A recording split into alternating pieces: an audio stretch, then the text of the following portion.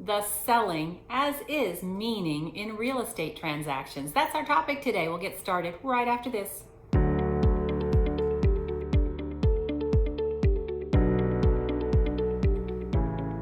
Welcome back to my channel. If we haven't yet met, I'm KimWard. I am a real estate broker in San Diego and an expert with helping with estate properties in probate or trust administration. So what is the selling a house as is meaning in a real estate transaction?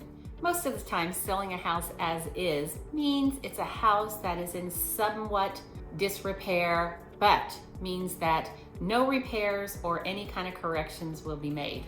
The house will not be improved prior to it being sold. It kind of tells buyers what you see is what you get. The home is priced appropriately so that the sellers get a quick sale through the marketing without pouring a lot of money into the property to make it more desirable to home buyers.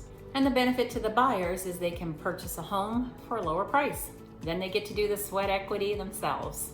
I personally have done this many times, and I just recently, about a year ago, helped my daughter and her husband and their little family to purchase a fixer home in Santee, and then we went in and put $40-some thousand into it, and now it's a beautiful home for my daughter and her family. If your real estate market is extremely hot, like it is right now, it's a seller's market. And in this type of market, you can definitely get away with fewer fix-ups and still find someone to pay a great price for the property. But a home that needs repairs will still demand a lower price based on what needs to be done to the property to make it like a traditional home. And the thing is that buyers might not even look at a home that needs a lot of repairs. They may not look at fixers, but that's not who you want anyway as your buyer then. Selling a home as is telling those buyers that you are not intending to put a lot of money into fixing up the property. Keep in mind that some of the buyers may still want to have a contingency about an inspection on the home, but your agent should set the expectation that no repairs will be made. So technically, when a house is listed for sale as is, your agent is telling everyone that the seller is selling that home in its current condition and will not make any repairs or improvements for that buyer. And the other thing is, or negotiate any credits. The property is sold as is, you get what you see.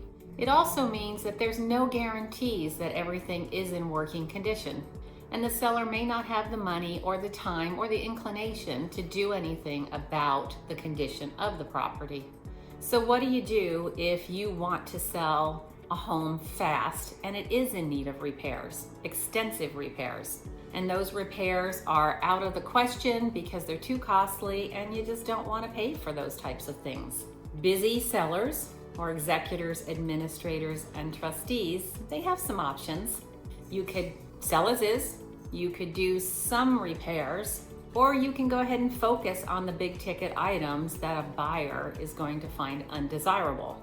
When I'm helping with homes that are in an estate, the agents, the buyer's agents, are always asking, do you have any reports? Do you know anything about the home? This is kind of the benefit to selling a home that's in an estate, in a trust administration or a probate, because most of my clients do not really know that much about the home. If you happen to know things that your parent or whoever the loved one that passed away had happened within their home, like for instance, if you knew that there had been a water leak from the roof and the roof had been repaired, you want to make sure you disclose that information to the buyer. I personally don't recommend getting a pre-inspection done on a property. I just recently helped selling a home in the Ocean Beach area of San Diego, and one of the questions that the seller asked, because he probably had read some things or maybe other realtors had recommended getting a pre-inspection on the home, but I don't, because I feel like that's the buyer's responsibility.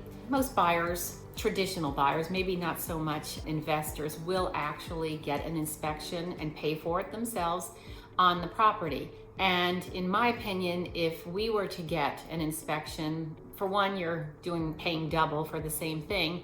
And for two, There's different kinds of people in all industries.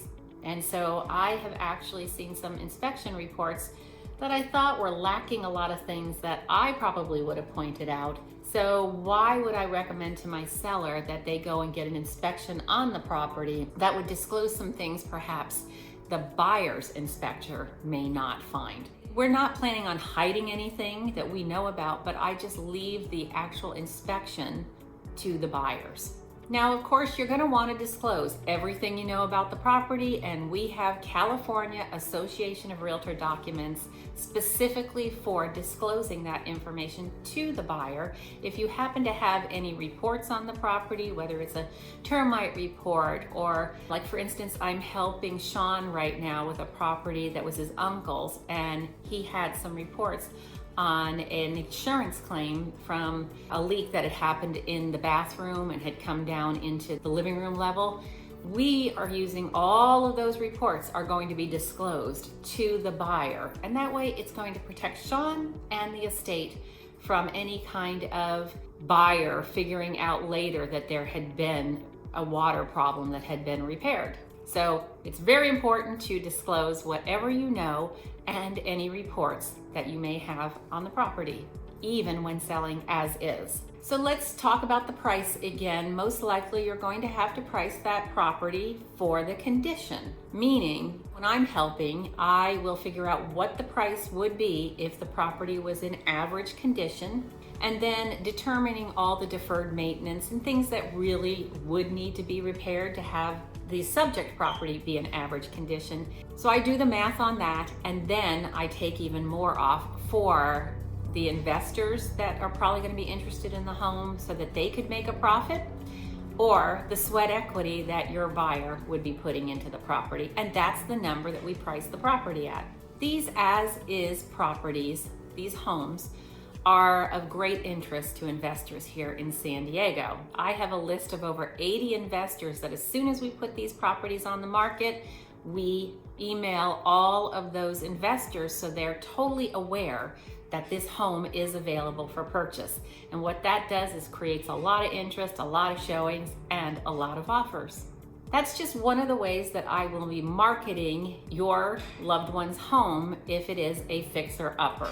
So let's talk about finding an agent to help you through this process. Be sure to find a real estate professional, a realtor, that has experience with these types of homes with fixer-uppers.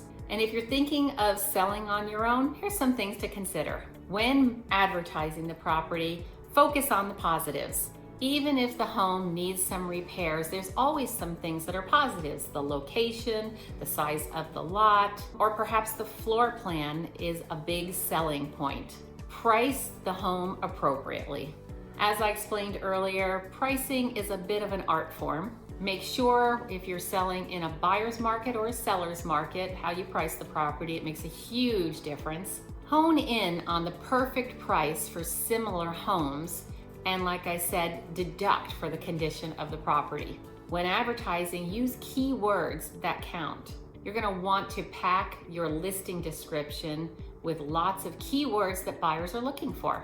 Consider eye-catching words like close to the beach or easy commute. Now let's discuss the pros and the cons of selling a home as is. This is a question you may have thought about if you're considering selling a fixer property. Sometimes when you're selling a home as is, it does have quite a few issues, and selling as is may seem like the best course of action. That's reasonable.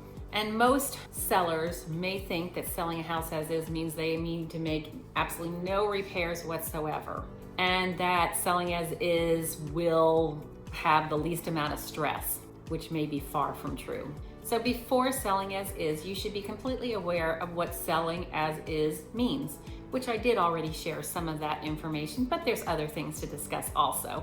And once you understand what your options are, you may decide to do some cost-effective repairs or stick with selling completely as is.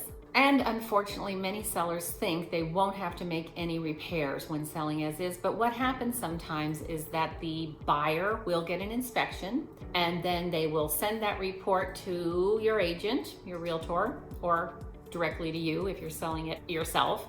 And then they'll be asking for a laundry list of things to be repaired based on that inspection. I have seen literally 8.5 by 11 pieces of paper typed, 12 font, with a list of things that buyers wanted repaired. So then you're back to the negotiations. And what I typically do in that case is I will look through the report and the laundry list of things that the buyers want repaired, and I'll highlight the things that are truly defective, large things that any buyer might want repaired. I'll then have a discussion with my client about it, and then also have a discussion with the buyer's agent, trying to verbally come to some type of an agreement of how to handle this laundry list of repairs.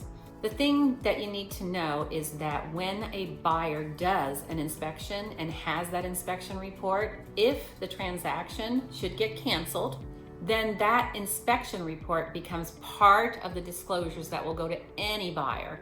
So what we typically try to do is figure out a win-win situation with the current buyer. Usually it's a financial decision, like a dollar amount that I will recommend to my client that they give the buyers towards their closing costs. So it doesn't come out of the executor, administrator, or trustee's pocket.